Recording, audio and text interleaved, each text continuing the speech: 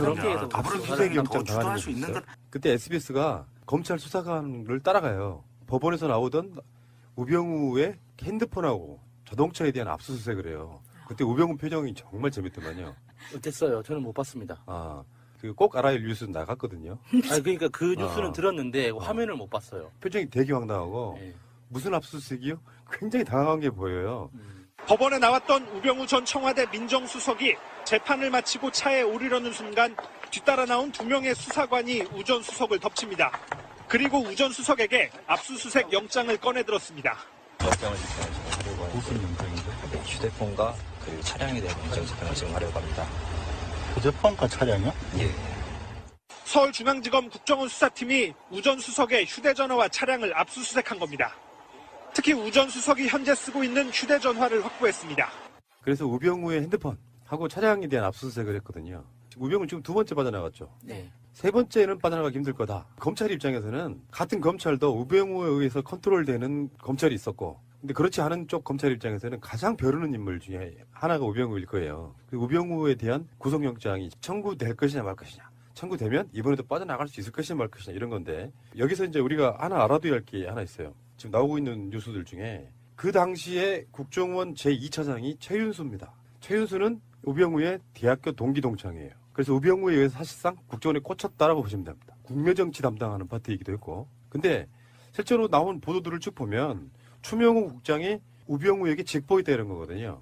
근데 여기서 이제 추명호가 다시 나오겠지만 이석수 당시의 감찰관 그 뒷조사도 추명호가 했다는 거거든요. 근데 이 추명호가 우병우에게 직보한 게 최윤수를 패싱하고 최윤수 패싱하고 직보한 게 아니라 2차장이면요 사실상 공무원 직급을 떠나가지고 거의 뭐 장차관급이에요. 이 사람이 우병우를 만나서 맨날 직보할 수는 없잖아요. 그러니까 자기 자신의 끈앞풀이인 추명호를 통해 가지고 우병우에게 그걸 직보하게 만들어줬던 게 아니냐 하는 이야기가 지금 있는 거예요. 검찰은 그런 쪽으로 수사를 하고 있는 거고요. 우병우가 그 최윤수 전 국가정보원 2차장하고 수시로 통화를 했다는 거잖아요. 이게 자신들의 휴대폰으로 직접 통화를 할 만큼 용기가 있어 보이는데 우리가 보기에는 근데 당사자들은 우병우 입장에서는 통신영장 기각이 된 적이 있잖아요. 그러니까 자신이 있었던 것 같아요. 자기는 수사받지 않을 거라는. 그렇지 않고서는 자기 핸드폰으로 기록이 남을 거고 통화 기록이 남을 게 뻔한데 그걸 알면서도 통화를 했다는 건 정상적으로 보이지 않거든요. 사실 검찰 조사 받으러 들어가면 제일 먼저 확인하는 거예요. 이미 그 사람들은 검찰이든 경찰이든 저의 통신 기록을 다 가지고 있어요. 그리고 언제 누구와 얼마만큼 통화했는지 다 아는 상태에서 그 조사를 한단 말이죠. 근데 그거를 우병우가 모를 리가 없잖아요. 실제로 검찰이 조사를 시작하게 되면은 어떤 절차를 통해서 조사를 한다는 거를 다 아는데도 불구하고 이렇게 대놓고 통화를 했다는 건 진짜 그 끝없는 자신감? 요거는 2가지로 봐야 됩니다. 민정수석의 역할이에요. 그러니까 우병우 입장에서는 지금 그쪽도 그런 논리로 몰아가고 있거든요. 국정원에서는 민정수석에게 정보를 보고하게 돼 있다라는 쪽으로 몰고 가고 있는 거예요. 그러니까 우병우 입장에선 그게 불법성이 없다고 쉴드 치기 위한 용도로 쓰고 있는 거예요. 국정농단이 터지기 전에는 이런 일이 어떤 법적인 문제가 되겠어 생각했을 거고 나중에는 쉴드는 다 그런 방식이에요. 추명호든 최윤수든 두 사람이 전부 다 국정원에서는 민정수석한테 정보를 올리게 돼 있다 이런 개념으로 갖고 오고 있는 거예요. 그러니까 민정수석 직책이 있을 그 당시에는 그랬다 치더라도 지금 청와대를 나와서까지 계속 그렇게 부지런하게 서로 통화를 하는 건 뭐 특별히 친했다든가 사랑하는 동기였다든가 뭐 그런 거가요? 그러면 어떻게 받아들여야 돼요? 이게 전체 사건에서 서로 혐의를 받고 있는 당사자들이 이렇게 서로 통화하는 건 누가 봐도 의심스러운 거잖아요. 그리고 우병우가 전화가 한 대였을 리가 없잖아요. 얼마 전에 국정원 변호사 자살했다고 발표된 변호사. 그 변호사도 투지폰이 2개, 스마트폰 하나였다고 하니까 우병우는 뭐 최소 5대라고 해도 놀랄 만한 일이 아닐 것 같아요. 재밌는 점은 최은수 2차장의 와이프가 KBS 황수경 아나운서네요. 열린 음악회. 근데 이 우병우의 생각은 이래요. 페이스북에 우병우가 글을 쓰는데 압수수색 당하고 나서 바로 썼어요. 이렇게 썼네요. 오늘 휴대폰을 압수수색 당했습니다. 너무 갑작스럽게 압수를 당한 것이 황당했지만 어차피 죄가 없는 사람의 것을 압수수색해봐야 아무것도 나오지 않을 것이니 걱정이 없습니다. 다만 제 휴대폰에 자료를 조작하여 임의로 넣을 것이 걱정되는군요. 마치 태블릿 PC 조작처럼 말입니다. 요렇게 지금 생각을 하고 있어요. 근데 우병우 본인 계정 맞습니까? 네, 맞습니다. 이거는 우병우가 페이스북 활동을 안 하다가 이번 올해 2017년도에 들었으면서 자기에 관련된 사건이 벌어지면서 계속 여기에 페이스북에 자기의 생각을 올리고 있어요. 그래요? 내가 여러분들께 항상 드리는 말씀인데 SNS는 인생의 낭비예요. SNS를 정말 딱 목적에만 쓰기가 굉장히 힘들어요. 어쩔 때는 SNS 중독 현상이 나타나고 네. 그러다 보면 꼭 무리수를 두게 돼서 요즘에 웬만한 그 설화들은 대부분 다 SNS를 통해서 나와요. SNS는 하지 마시기를 강력히 권해드려봐요. 이게 도움이 안 돼요, 본인한테. 저도 사업하는 친구들한테 그렇게 조언을 합니다. SNS를 하려면 좋은 말만 해라. 그 좋은 말 외에 다른 이야기는 절대 하지 말라고. 그런데 그 최윤수 2차장이 문체부의 블랙리스트를 직접 내리꽂았다. 청와대를 거치지 않고 직거래 무슨 뭐 인터넷 상거래도 아니고 그러니까 국정원에서 2차장이 문체부에다가 청와대 거치지 않고 바로 블랙리스트를 했다. 그러니까 다들 알고 있었다는 뜻이죠. 당연히 그렇게 해도 된다는 걸 서로 암묵적으로 알고 있었다는 뜻밖에 안 되는 거죠. 국정원과 청와대가 하나이지 않고 둘이 돼 둘이지 않은 국정원 마음대로 이런 것들을 해도 크게 문제가 되지 않는 그런 상황이었던 거죠. 청와대가 있기나 했었던 건지 궁금하기도 하고요. 국정원이 블랙리스트를 이렇게 문체부에다 직접 내릴 정도면 국정원이란 존재가 이렇게 정책 결정하고 뭔가를 하는 집단이 아니잖아요. 정보 수집 집단이고 스파이 집단인데 문체부에다 직접 명령을 내린다? 이거는 거의 뭐 청와대가 있기는 하되 유명무실한 청와대였다는 걸 반증해 주는 거라고 봐요. 이렇게 볼 수도 있겠죠. 처음에 시작할 때는 앞으로는요 청와대 거치지 말고 국정원에 물어보세요. 그렇게 시작되면 그래서 거래가 시작되는 거잖아요. 지금 최윤수가 부산 고검 차장을 지내다가 국정원 2차장으로 취임할 무렵 이게 2016년 2월 달입니다. 문화체육관광부에 직접 문화예술 블랙리스트 명단을 전달하기 시작했는데 그 전에는 국정원이 작성한 명단이 청와대를 통해서 문체부에 전달되는 방식이었어요. 국정원이 청와대에 올리면 청와대가 문체부에 전달을 했는데 최윤수가 취임하던 그 2월부터는 문체부가 먼저 사업을 진행하기 전에 국정원에다가 명단을 보내요. 그러면 국정원이 얘 안 돼 해서 그 명단을 배제시키고 사업 이 사람들은 시켜줘 이런 거 있잖아. 지원금 같은 거 내려보낼 때 그런 방식이었다고 해요. 그래서 문체부가 청와대에서 보낸 명단은 B 그리고 국정원에서 보낸 명단은 K로 표시를 해서 관리됐대요. 당시 이 업무를 했던 문체부 직원들은 마음이 불안하지 않았을까요? 이런 일을 하면서도. 일단은 신원조의 개념이 아니었을까? 그래도 그 문체부 직원 중에서도 이러면 안 된다고 우려를 표하고 이렇게 항명이라기에는 좀 약하지만 좀 이렇게 반론을 제기했던 사람도 있었는데 묵살당하긴 했지만 그 반론을 제기했다고 하잖아요. 분명히 이게 불법성을 알고 있었다는 뜻인데 아무리 공무원들이 시키면 시키는 대로 한다지만 좀 불편하지 않았을까 하는 생각이 들어요. 시키면 시키는 대로 하면서 이게 불법적인 게 돼서 내가 처벌받을 거야 라는 위험성보다 지금 당장 나한테 오는 어떤 달콤함이 더 컸겠죠. 상대적으로. 그러면 그 불법성이 희석이 되죠. 나한테 오는 이득으로 인해서 돈이 온다든지 지위가 온다든지 그랬을 경우에는 무시가 되는 게 사실은 통상적이에요. 그런 부분들이. 아마도 이 담당자들은 대부분 알고 있었을 거예요. 이게 불법적인 거라는 걸. 모르고 있으면 이거는 바보죠. 원칙적으로 누가 처음부터 아주 유력한 사람이 그렇게 해도 돼라는 걸 심어줬기 때문에 가능해지는 일이잖아요. 불법적인 걸 알고 있었다면. 그럼 그게 누구였을까? 뭐 조윤선이었을까? 그 문체부로만 가도 다 마찬가지겠죠. 사실은 정말 바보들이어서 이렇게 시키면 영혼 없이 그냥 했을 수도 있다고 생각이 들거든요. 네, 아마 이게 청와대에서 직접 내려오는 B라고 표시된 문건, 국정원에서 직접 내려오는 K라는 표시된 문건이 두 라인이 쭉 내려온다고 봤을 때 이 문건들을 봤거나 아니면 지시를 받는 입장에서는 야, 이게 청와대의 뜻이고 국정원의 뜻이야. 이건 어길 수 없어라고 생각을 했을 거예요. 불법인 거는 알지만 아마도 그랬을 거고요. 그 안에서 좀 고위직책에 있는 애들은 당연히 당근 때문에 그걸 따라갔을 거고요. 이게 뭐 청와대에서 직접 내려온 건데 뭐 이거 항명할 수가 없는 상황이잖아요. 대부분은. 대통령이 내렸다? 와, 대통령이 직접 지시 내렸는데 나 이거 한 방에 가는 거야. 그 사람 아직도 있어요? 이 말이 나오니까. 자, 그런데 오늘이요. 이석수 전 청와대 특별감찰관이 감찰에 방해받은 정황들을 증언했는데요. 우병우 당시 수석이 감찰권을 남용했고 형사처벌을 압박했다 이렇게 정언했고요. 원래 이게 특별감찰관 개념이 어떤 쪽에 가까우냐면은 약간 공수처의 다른 버전에 가까운 개념이에요. 청와대의 비위 사실이라든지 이런 것들에 대해서 박근혜가 공약해서 나름대로 만들었던 그런 기관이고, 그래서 이게 청와대에 있지도 않았어요. 사무실이 청와대 밖에 있었지. 그러다가 이석수 입장에서는 최순실이라든지 우병우라든지 여러 가지 그 청와대에 근무하는 자들이나 박근혜 측근들이 얼만큼 뭔가 불법적인 걸 하고 있는지에 대한 조사를 하다가 우병우 뒷조사라는 표현이 그럴 거죠. 감찰이라고 하는 게 맞겠죠. 우병우 감찰하다 보니까 드러난 것들이 많았다 보니까 우병우 입장에서는 괘씸한 새끼. 그러면서 우병우가 이석수를 또 뒷조사하게 만들잖아요. 국정원 직원을 통해 가지고. 근데 그 당시에 감찰했던 내용들 중에 우병우 아들의 병역 그 보직 특혜, 여기에 대해서 특혜가 맞다, 뭐 이렇게까지 증언을 했네요. 우병우 아들 그 특혜의 디테일은 많이 알려져 있잖아요. 핸들링이 좋았다. 뭐 이런 것부터 시작해서 코너링이 왜 이래? 핸들링. 죄송합니다. 그 코너링이 좋았다.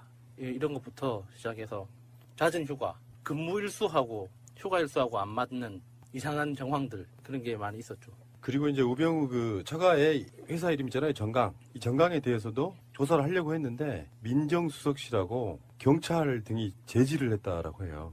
현재도 사법부에는 최소한 우병우의 라인이 있을 것이다라고 의심받을 정도로 우병우는 청와대 민정수석이라는 지위를 이용해서 사실상의 소통령 이런 느낌이었던 것 같아요. 주요 정보기관, 국정원과 검찰, 경찰 이런 데를 다 사실상 장악하는 상태. 민정수석이라는 사실상의 검찰, 경찰, 국정원 이런 데 모든 라인을 자기가 쥐고 있을 수밖에 없는 사람이기 때문에 이 사람이 권력을 부리면 대통령을 위험에 빠뜨릴 수 있다고. 네. 지금 현재 민정수석은 조국 민정수석이잖아요. 이런 분들은 본분에 맞게 권력으로서가 아니라 대통령의 참모로서의 역할에만 충실하는 거. 그 차이가 좀 있을 거라고 보는 거거든요. 민정수석이 무슨 뜻인지 아세요? 민심을 살피는 그런 뜻 아닌가요? 맞아요. 예. 그런 이유로 만들어졌어요. 예. 근데 나중에는 그게 변질이 되죠. 민심을 독점하는? 사찰하는 걸로 변경이 되죠. 예, 그렇지. 사찰 같은 걸 포함하고 모든 사법 권력들을 다 모아주는 뭐 이런 정도. 사실은 민정수석이라는 개념이 정말 민심이 어떻게 돌아가는지 그거랑 사법 권력을 장악하는 거하고 무슨 상관이 있을까 이런 생각도 좀 해봐요. 그래서 그 자리에는 보통 검사 출신들이 떡하니 앉아가지고, 그래서 검사 출신이 아닌 사람이 지금 현재 민정수석 하고 있는 것도 사실 이례적인 일이에요. 저번에 왜 이명박 쪽에서 다스 문제네 뭐네 얘기가 나오고 있을 때 가장 먼저 이명박이 찾은 인물이 누구냐면 이종찬이라고 이명박 때 민정수석했던 사람인데, 그런 사람들을 불러 모아가지고 그거 물어보는 거예요. 참여정부 때 비리는 없었냐? 그런 거예요. 우병우 같은 자들, 그러니까 출세 지향적인 자들은 자기의 안위를 위해서도 특별감찰관이 감찰하고 그러면 그 사람을 또 뒷조사해버려. 놀라운 일이죠, 사실 알고 보면. 우병우가 지킬 게 많아서 점점 더 그러는 것 같은 게, 아까 말씀하신 정강 같은 경우에는 우병우와 가족들이 포함된 가족 회사잖아요. 그래서 그 회사에 대한 횡령 때문에도 잡혀져 있는 게 많았는데, 원래 처가의 회사, 그 삼남개발이라는 회사가 기흥에 있는 기흥 컨트리클럽을 소유하고 있는 곳이잖아요. 그곳이 기업인들 사이에서는 정말 프리미엄급으로 비싼 그린피를 내는 골프장이라고 해요. 우리나라에서 가장 비싸다는 골프장에 속하는 거죠, 이 회사가. 네. 이 회사 자체가. 그런데 이것도 지켜야 되고 저것도 지켜야 되는 우병우 입장에서는 이렇게 갈 수밖에 없는 거죠, 지금. 그러니까 정몽준 등 재벌 출신들을 제외하고는요, 역대 공직자 중에 가장 재산이 많은 사람이 우병우예요. 그러니까 반대로 말하면 그게 뭐가 아쉽겠냐 하지만 반대로 말하면 지킬 것도 많은 거죠. 그러니까 우병우가 원래 우병우 집안 자체가 돈이 많아서 이렇게 내 거였다면 상관없죠. 조금 뜯기더라도 여기까지만 이게 뜯기고 팔 쪽 내주고 나머지는 몸통을 가져가자 이렇게 할 수가 있는데, 사실 일종의 대릴 사회잖아요. 네. 어린 나이에 사법고시 합격해서 일찍 출세 가도를 달렸기 때문에 그 장인어른 눈에 띄어가지고 이 발탁된 사회잖아요. 그러니까 자기 임무를 해야 되는 거죠. 남자로서의 어떤 좀 씁쓸함 같은 것도 느껴져요. 이렇게 고단한 삶을 살고 있는 사람, 한 번도 자기 인생을 살지 못하는 그런 느낌도 있어요. 우병우의 국정농단의 핵심은 막 빠져나갔지만 자기 자신의 장모와 최순실과의 예. 친분관계. 예. 우병우는 노무현 대통령 수사하는 라인 중에 하나였었고, 그래서 이제 그런 얘기를 했네 안 했네도 지만 당신은 지금부터는 전직 대통령이 아닙니다 뭐 했다는 게 우병우의 말이라고 알려져 있잖아요. 그러다가 뭐 사법고시도 막 소년급제할 정도로 빨리 합격하고 그러면서 가장 동기 중에 빠르게 치고 나갔던 사람인데, 예. 근데 노무현 대통령이 돌아가심으로써 사실 우병우의 출세 가도에 빨간불이 켜져요. 그러니까 가장 먼저 검사장을 달 인물로 인식이 되어 왔지만 검사장을 못 달고 다른 동기들한테 추월당해버려요. 그러니까 검찰을 그만두고 나서 변호사를 잠깐 하죠. 한 1년 정도. 예. 그 사이에 우리 사이가 우리 재산 지켜주려고 대릴 사이로 데려왔던 저 사이가 우리 사이가 저럴 사람이 아닌데. 50도 되기 전에 검찰을 나와버렸어. 네. 이런 낭패가 있나 네. 했는데 봤더니 박근혜의 최측근 중에 한 명인 최순실을 김장자가 알게 된 놀라운 뭐가 발견되는 거잖아요. 그렇다 보니까 김영한 수석 대 김기춘 비서실장 대 민정수석실로 우병우가 가게 되죠. 네. 그리고 나서 무슨 이유인지 모르지만 김영한 수석은 그만두고 나중에 뭐 돌아가셨고요.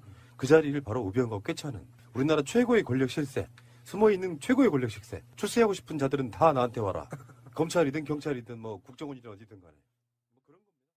문재인 대통령 뭐 지진이 발생한 포항 찾아가지고 뭐 좋은 평가도 받고, 근데 또 해양수산부의 세월호 6월 늑장 대응 뭐 혹은 뭐 이게 은폐가 아니라 늑장 대응이다 이런 주장을 하고 있습니다만 이런 거 상반되는 일들이 많이 벌어졌습니다. 자, 문재인 대통령의 국정 운영 지지율 어떻게 나타나고 있습니까? 네, 말씀하신 대로 온갖 악재가 나오고 있음에도 불구하고 대통령 지지율은 견고하게 유지가 되고 있습니다. 이 추석 연휴 이후 이 문재인 대통령의 70%대 지지율이 계속 유지가 되고 있습니다. 이번 조사에서는 72%. 이 대통령 지지율 고공행진의 최대 견인차가 무엇인지 살펴보면 예. 지역적으로는 호남 30대, 더불어민주당 지지층, 진보 지지층에서 문재인 대통령 90%를 넘거나 90%에 육박하는 높은 지지율을 받는 것이 고공행진의 이유로 꼽을 수가 있겠습니다. 호남과 젊은 층이요? 네, 그렇습니다. 예. 이 70%의 지지율을 좀 해부를 해보면 70% 지지율 중에서 3분의 2 정도는 더불어민주당 지지층과 겹치면서 견고한 핵심 지지 기반입니다. 근데 여기서 추가적으로 플러스 알파가 되어 있는 부분을 살펴보면 이 지난 정부와 비교가 되면서 더 낫다라는 한 평가에다가 당장 만족스럽지는 않을지라도 앞으로는 더 나아지지 기대감. 않겠느냐는 아하. 이 기대감도 함께 반영된 것으로 보여집니다. 예. 근데 뭐 긍정평가, 부정평가 또 여기서 이유는 각각 있을 거 아니에요? 네. 그죠? 이 대부분 대체적으로 이 문재인 대통령이 아직까지 성과가 나타나지 않은, 성과를 보여주기는 아직 이른 시간이기 때문에 대통령의 국정 운영 스타일에 대한 높은 평가로 이어지고 있습니다. 이것이 또 지지율이 높은 이유인데, 그만큼 또 대통령이 이 최근에 순방을 하기 전에는 바로 성수동 제하거리인가요? 여기서 신발을 몇 켤레 맞춤형을 주문했다. 상당히 수제화죠. 네. 상당히 또 소탈한 대통령의 이 에피소드가 소개되는. 원래 문재인 대통령은 진짜 소탈하죠. 네. 네. 그래서 이 긍정평가 이유를 살펴보면 이 적폐청산이라고 하는 정치적인 이유도 있지만 소통을 잘한다. 서민을 위한 노력을 한다. 최선을 다한다는 등의 이유가 골고루 나와 있습니다. 이 부정평가 이유를 살펴보면 역시 스타일을 또 꼬집고 있는 부분인데 가그사를 들춘다. 보복 정치 아니냐가 높았고요. 독단적, 일방적이라고 하는 부정평가 쪽의 반응도 나타나 있습니다. 또 인사 문제도 중요한 부정평가 이유로 재등장하고 있습니다. 그렇군요. 자, 근데 지금 이제 이 특활비 문제, 법무부 특활비, 그리고 검찰 특활비, 국정원 특활비, 이거 가지고 이제 더불어민주당하고 자유한국당이 지금 티격태격하고 있는데, 네. 이게 뭐 어떻게 1.3 국회는 지금 어떻게 돌아가는지 그것도 궁금하고 말이에요. 각 당 지지율은 어떻습니까, 지금? 네, 지지율만 놓고 보면은 네. 더불어민주당과 자유한국당의 차이가 크거든요. 그러니까 일각에서는 이거 무슨 말이냐, 더불어민주당이 더 주도할 수 있는 것 아니냐라고 생각하실 수 있을지 모르겠지만 여의도 이 국회 지형은 큰 차이가 나지 않는다라는 것입니다. 두 정당 사이에. 그래서 예산국회와 대통령 핵심 공약을 이 법제하는 데 있어서 향후 두 정당 간의 충돌이 가속화될 수밖에는 또 없을 것으로 보이는데요. 이 민감한 정치 현안이 오고 가고 있지만 정당 지지율이 아주 큰 변화는 없습니다. 이 더불어민주당이 47%로 독주를 계속해가고 있고요. 자유한국당 12%, 바른정당, 정의당 각 5%, 이 국민의당이 4%입니다. 최근 바른정당, 제일 네? 바른정당과 통합 논의를 이어가고 있는 국민의당이지만 지지율에서는 바른정당과 큰 차이가 없다는 것이거든요. 그만큼 이 협상의 주도권을 가져가기가 쉽지만은 않아 보이는 이유로도 볼 수 있겠습니다. 그렇군요. 근데 자유한국당 지지율도 이렇게 변하지 않는데 이게 이유가 뭐예요? 그렇습니다. 이 지지율이 높아지기 위해서는 인물 기반도 있어요. 누군가 구심점이 돼서 지지율을 끌어모을 수 있는 사람도 있어야 되고 또 지역 기반이 있어야 되는데 이 부산, 울산, 경남 그리고 대구, 경북에서도 지지율이 이전처럼 복원되지 않고 있다라고 하는 점, 또 이념 기반도 이 60대 이상의 보수층에서의 지지율이 나오지 않고 있는 뭔가 좀 정체성을 제대로 보여달라. 그러니까 구심점이 될 만한 인물 기반, 또 영남을 중심으로 한 지역 기반, 수도권 보수층의 복원, 또 이념조차도 아직 보수층으로부터 혁신에 대한 인정을 받지 못하는 이유로도 꼽을 수 있겠습니다. 자, 이 지진 말이에요. 네. 이게 근데 우리가 워낙 많은 위기를 겪다 보니까 또 이게 막 지진에 대한 공포를 막 느꼈다가 또 이게 또 금방 있는 거 아닌지 이런 걱정도 되는데 이번 포항 지진을 몸소 느낀 사람이 생각 이상으로 많은 모양인데. 그렇습니다. 먼저 수험생들이 대단했다. 이 23일 수능을 치르면서 이 지진에 대한 두려움에다가 또 이게 물수능이 아니라 불수능이었어요. 글쎄 말이에요. 정말 이 수험생들이야말로 위대한 것 아니었나. 예. 두 가지의 난제를 다 극복해낸 우리 수험생들의 모습으로 보여집니다. 근데 말씀하셨던 대로 우리가 불과 2주가 되지 않았는데도 이 지진 관련 여론이 급 냉각되는 분위기 아니겠습니까? 예. 이래서는 안 된다라는 것이죠. 이 여전히 그 공포감 가라앉지 않고 있는데 이 정치권의 너무 많은 이슈로 인해서 이 지진에 대한 경각심, 대응 태세가 사라져서는 안 될 것으로 보여집니다. 그만큼 지진에 대한 두려움이 큽니다. 이 한국갤럽이 자체 조사로 지난 21일부터 23일까지 실시하고 24일 발표한 조사 전국 1,001명, 이 휴대전화 RDD 조사 표본오차 95% 신뢰 수준 플러스 마이너스 3.1%포인트, 성연령 지역 가중치가 적용됐고요. 응답률 18%. 자세한 사항은 오늘 이 정당 지지율까지 포함하고 있기 때문에 중앙선거론조사 심의위원회 홈페이지에서 확인 가능합니다. 이 현재 살고 있는 지역에서 이번 지진으로 진동을 느낀 적이 있는지 물어봤는데요.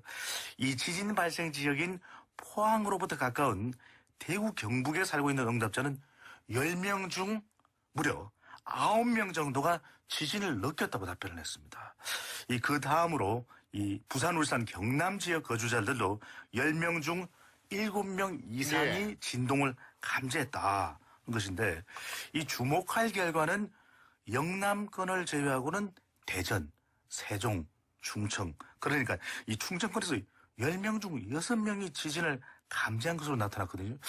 이 충청이 유난히 더 높은 이유가 뭘까요? 그래서 이 충청이 다른 지역보다 지진을 감지했다는 응답이 높은 이유가 실제로 느꼈을 수도 있겠지만 그만큼 심리적 이유가 더 커 보이기 때문이거든요. 그렇다면 이 지진 트라우마에 대한 충분한 진단과 대비가 필요해 보입니다. 그렇군요.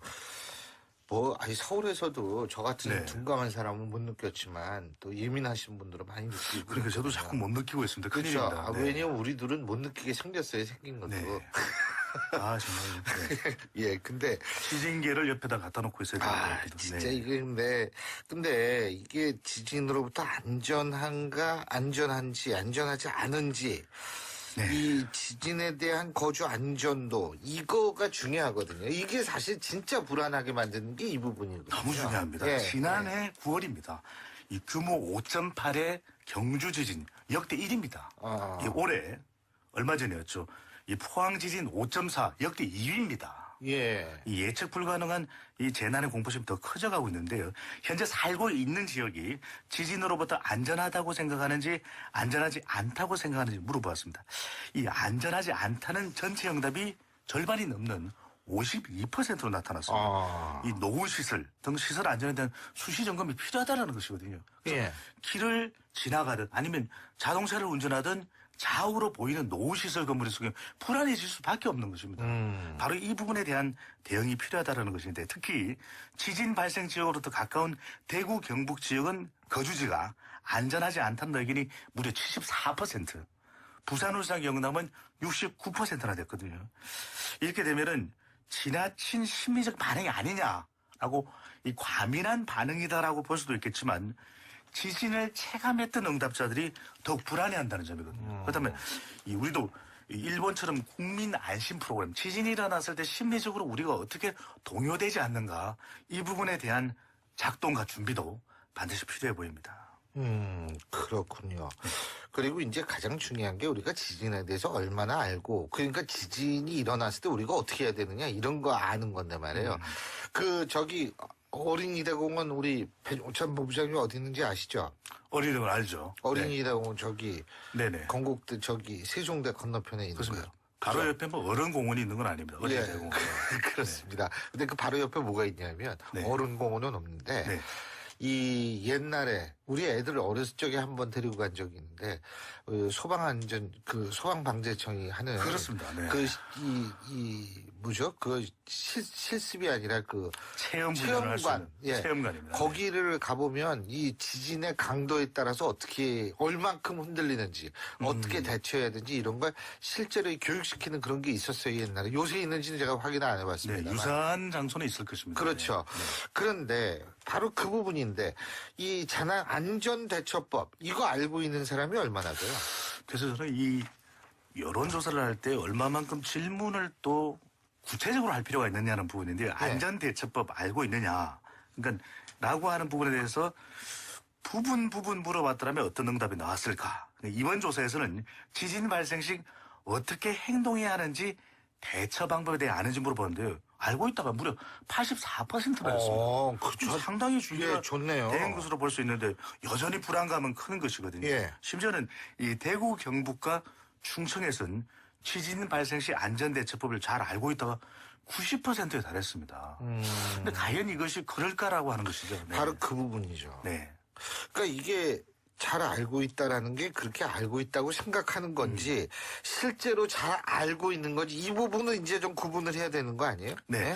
그래서 이걸 살펴보면 어떻게 묻느냐에 따라서 응답이 달라질 수 있는 것이 예상 수치보다 안전대처법을 잘 알고 있다고 응답한 비중이 매우 높지 않습니까? 예. 이것이 지진 관련 뉴스를 집중적으로 일정 기간 동안 많이 접한 역량으로 보여진다라는 것입니다. 이 방송 또는 온라인을 통해서 지진 관련 정보 지난 한 주간 얼마나 많이 접했습니까? 그러다 보니 내가 알고 있겠지라고 하는 반응이었을 가능성도 높다라고 하는 것인데요. 기상청 등 다른 기관에서 한 조사 결과를 보면 교육을 제대로 받았느냐 물어보면 매우 또 비율이 낮았습니다. 그러니까 교육을 받지 않고 잘 알고 있다라고 한다라는 것은 이것은 구체적으로 잘 알고 있다라고 하기 제대로 또 잘 알고 있다라고 하기 힘들다라고 하는 것이거든요. 그러니까 생각하고 있는 것과 실제 잘 대응하는지의 차이가 있을 거라는 것입니다. 그런 만큼 전 국가적으로 전 사회적으로 통용될 수 있는 지진 대응 공동 매뉴얼이 반드시 만들어지고 공유돼야 할 걸로 보여집니다. 그러니까 이거 뭐 지진이 나면 뭐 우리 청취자 여러분도 아시는 분 다 알고 계시지만 운동장 같은 데로 나가야 된대요. 그러니까 막 일어날 때는 움직일 수가 없으니까 네. 책상 밑 같은 데 들어갔다가 운동장으로 나가야 그러면 된다거든요. 또 머리를 다칠 가능성이 높기 그렇죠. 때문에 헬멧 예. 또 안전모를 쓸 수 있으면은 더 좋은 대응이 가능한 것이고. 그리고 지난번에 이제 북한 위기, 뭐 좀 있으면 또 위기 네. 지수가 올라갈 텐데, 그때 이제, 우리나라 행정안전부에서도 이제 발표한 거, 이런 거를 여러분이 좀 눈여겨볼 필요가 그럼요. 있습니다. 이 핵 공격이 있을 때는 지하로 가야 되지만, 화생방 공격은 위로 올라가야 되고, 네. 이런 것들을 여러분들이 기본적인 상식으로 조금 아시는 게 전 중요할 거라는 생각도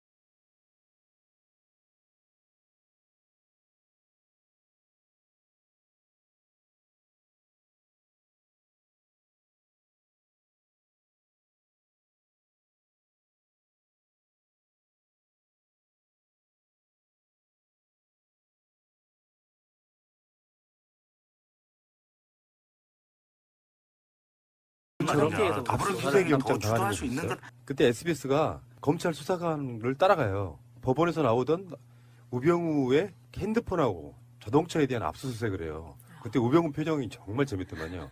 어땠어요? 저는 못 봤습니다. 그 꼭 알아야 뉴스 나갔거든요. 아니, 그러니까 그 뉴스는 어. 들었는데 화면을 못 봤어요. 표정이 되게 황당하고 예. 무슨 압수수색이요? 굉장히 당황한 게 보여요. 법원에 나왔던 우병우 전 청와대 민정수석이 재판을 마치고 차에 오르려는 순간 뒤따라 나온 2명의 수사관이 우 전 수석을 덮칩니다. 그리고 우 전 수석에게 압수수색 영장을 꺼내들었습니다. 영장을 집행하려고 하는데 무슨 영장인데? 휴대폰과 그리고 차량에 대한 영장 집행을 지금 하려고 합니다. 휴대폰과 차량이요? 예. 서울중앙지검 국정원 수사팀이 우 전 수석의 휴대전화와 차량을 압수수색한 겁니다. 특히 우 전 수석이 현재 쓰고 있는 휴대전화를 확보했습니다. 그래서 우병우의 핸드폰하고 차량에 대한 압수수색을 했거든요. 우병우 지금 2번째 빠져나갔죠. 네. 3번째는 빠져나가기 힘들 거다. 검찰 입장에서는 같은 검찰도 우병우에 의해서 컨트롤되는 검찰이 있었고, 근데 그렇지 않은 쪽 검찰 입장에서는 가장 벼르는 인물 중에 하나가 우병우일 거예요. 그 우병우에 대한 구속영장이 청구될 것이냐 말 것이냐. 청구되면 이번에도 빠져나갈 수 있을 것이냐 말 것이냐 이런 건데, 여기서 이제 우리가 하나 알아둬야 할 게 하나 있어요. 지금 나오고 있는 뉴스들 중에 그 당시에 국정원 제2차장이 최윤수입니다. 최윤수는 우병우의 대학교 동기 동창이에요. 그래서 우병우에 의해서 사실상 국정원에 꽂혔다라고 보시면 됩니다. 국내정치 담당하는 파트이기도 했고. 근데 실제로 나온 보도들을 쭉 보면 추명호 국장이 우병우에게 직보했다 이런 거거든요. 근데 여기서 이제 추명호가 다시 나오겠지만 이석수 당시의 감찰관 그 뒷조사도 추명호가 했다는 거거든요. 근데 이 추명호가 우병우에게 직보한 게 최윤수를 패싱하고 최윤수 패싱하고 직보한 게 아니라 2차장이면요 사실상 공무원 직급을 떠나가지고 거의 뭐 장차관급이에요. 이 사람이 우병우를 만나서 맨날 직보할 수는 없잖아요. 그러니까 자기 자신의 끈앞풀이인 추명호를 통해 가지고 우병우에게 그걸 직보하게 만들어줬던 게 아니냐 하는 이야기가 지금 있는 거예요. 검찰은 그런 쪽으로 수사를 하고 있는 거고요. 우병우가 그 최윤수 전 국가정보원 2차장하고 수시로 통화를 했다는 거잖아요. 이게 자신들의 휴대폰으로 직접 통화를 할 만큼 용기가 있어 보이는데 우리가 보기에는, 근데 당사자들은 우병우 입장에서는 통신영장 기각이 된 적이 있잖아요. 그러니까 자신이 있었던 것 같아요. 자기는 수사받지 않을 거라는. 그렇지 않고서는 자기 핸드폰으로 기록이 남을 거고 통화 기록이 남을 게 뻔한데 그걸 알면서도 통화를 했다는 건 정상적으로 보이지 않거든요. 사실 검찰 조사 받으러 들어가면 제일 먼저 확인하는 거예요.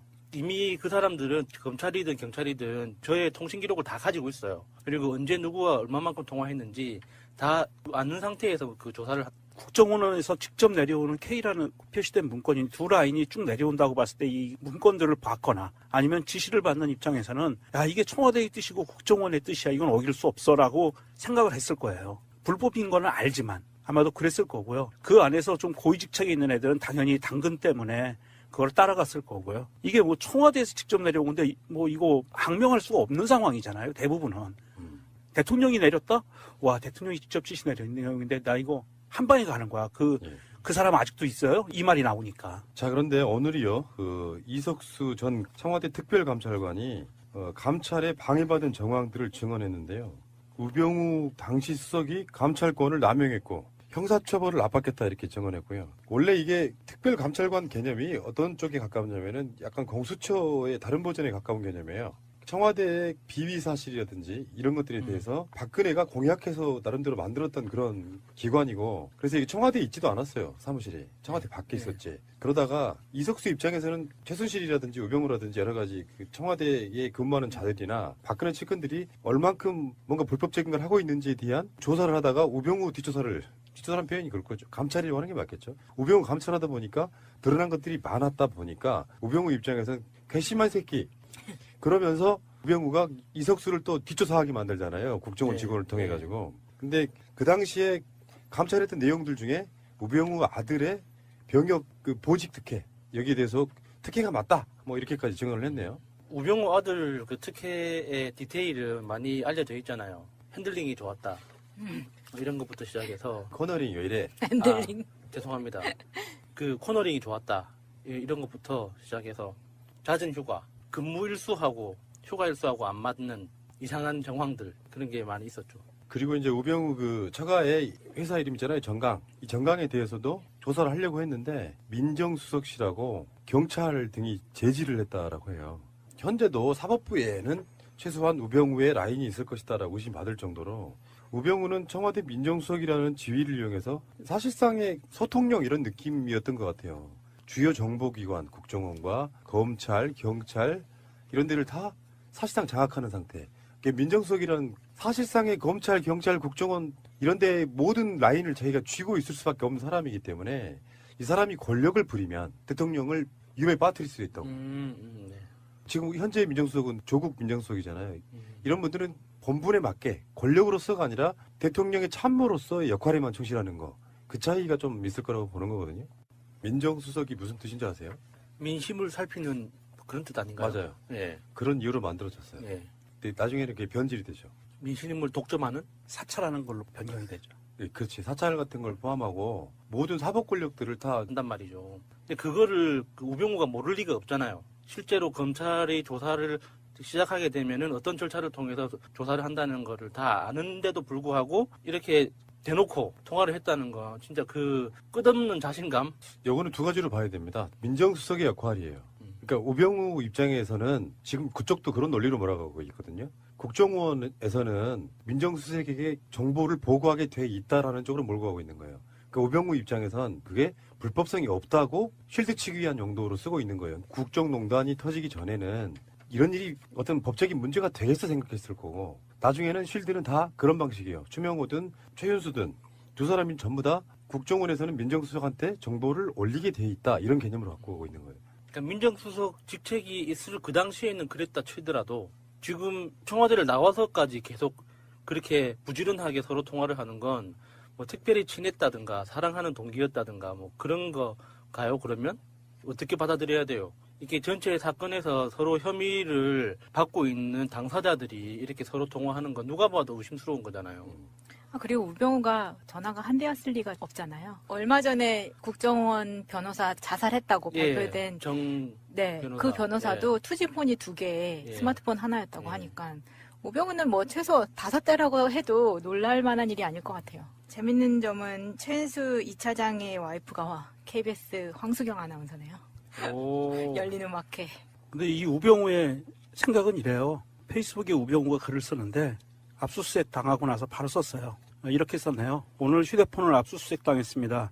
너무 갑작스럽게 압수를 당한 것이 황당했지만 어차피 죄가 없는 사람의 것을 압수수색해봐야 아무것도 나오지 않을 것이니 걱정이 없습니다. 다만 제 휴대폰에 자료를 조작하여 임의로 넣을 것이 걱정되는군요. 마치 태블릿 PC 조작처럼 말입니다. 요렇게 지금 생각을 하고 있어요. 근데 우병우 본인 계정 맞습니까? 네, 맞습니다. 이거는 우병우가 페이스북 활동을 안 하다가 이번 올해 2017년도에 들었으면서 자기에 관련된 사건이 벌어지면서 계속 여기에 페이스북에 자기의 생각을 올리고 있어요. 그래요? 내가 여러분들에게 항상 드리는 말씀인데 SNS는 인생의 낭비예요. SNS를 정말 딱 목적에만 쓰기가 굉장히 힘들어요. 어쩔 때는 SNS 중독 현상이 나타나고 그러다 보면 꼭 무리수를 두게 돼서 요즘에 웬만한 그 설화들은 대부분 다 SNS를 통해서 나와요. SNS는 하지 마시기를 강력히 권해드려봐요. 이게 도움이 안 돼요, 본인한테. 저도 사업하는 친구들한테 그렇게 조언을 합니다. SNS를 하려면 좋은 말만 해라. 그 좋은 말 외에 다른 이야기는 절대 하지 말라고. 그런데 그 최윤수 2차장이 문체부의 블랙리스트를 직접 내리꽂았다. 청와대를 거치지 않고 직거래 무슨 뭐 인터넷 상거래도 아니고 그러니까 국정원에서 2차장이 문체부에다가 청와대 거치지 않고 바로 블랙리스트를 했다. 그러니까 다들 알고 있었다는 뜻이죠. 당연히 그렇게 해도 된다는 걸 서로 암묵적으로 알고 있었다는 뜻밖에 안 되는 거죠.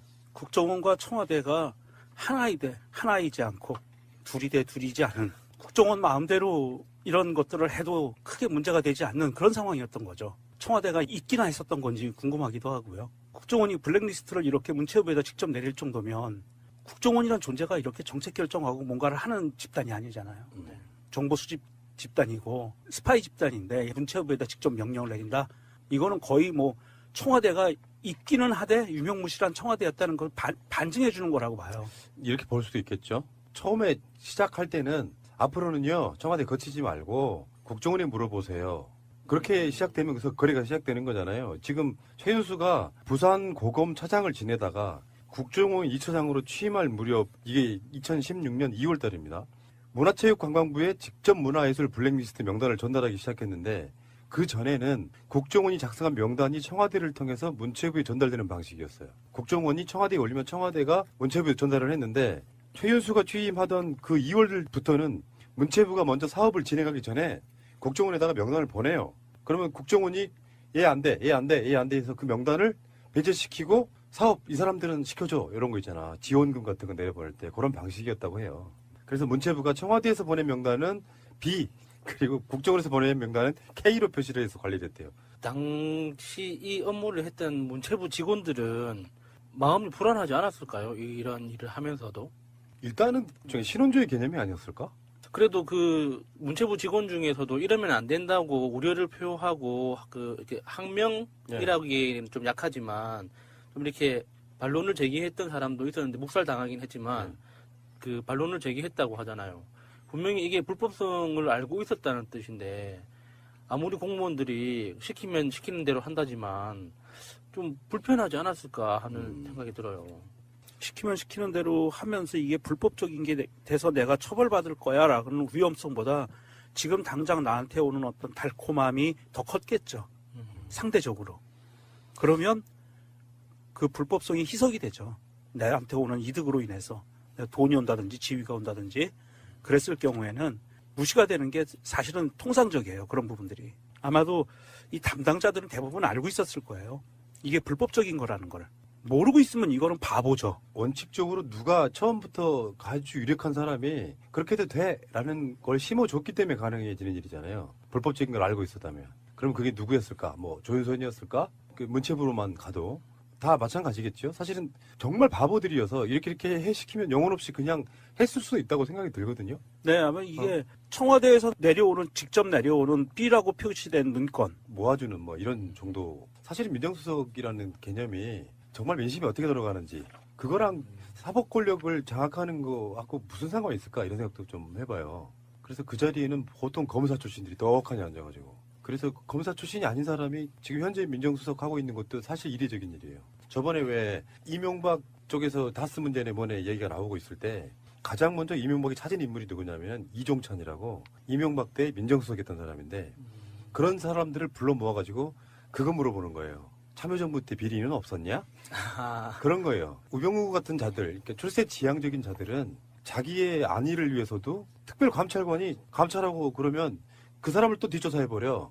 놀라운 일이죠, 사실 알고 보면. 우병우가 지킬 게 많아서 점점 더 그러는 것 같은 게 아까 말씀하신 정강 같은 경우에는 우병우와 가족들이 포함된 가족 회사잖아요. 그래서 그 회사에 대한 횡령 때문에도 잡혀져 있는 게 많았는데 원래 처가의 회사, 그 삼남개발이라는 회사가 기흥에 있는 기흥 컨트리 클럽을 소유하고 있는 곳이잖아요. 그곳이 기업인들 사이에서는 정말 프리미엄급으로 비싼 그린피를 내는 골프장이라고 해요. 우리나라에서 가장 비싸다는 골프장에 속하는 거죠, 이 회사가. 네. 이 회사 자체가. 그런데 이것도 지켜야 되고 저것도 지켜야 되는 우병우 입장에서는 이렇게 갈 수밖에 없는 거죠, 지금. 그러니까 정몽준 등 재벌 출신들을 제외하고는요. 역대 공직자 중에 가장 재산이 많은 사람이 우병우예요.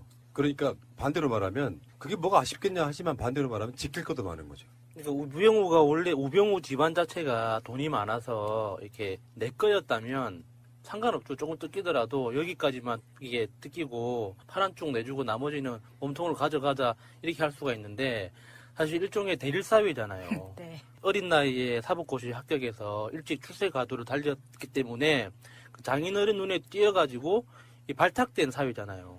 그러니까 자기 임무를 해야 되는 거죠. 남자로서의 어떤 좀 씁쓸함 같은 것도 느껴져요. 이렇게 고단한 삶을 살고 있는 사람. 한 번도 자기 인생을 살지 못하는 그런 느낌도 있어요.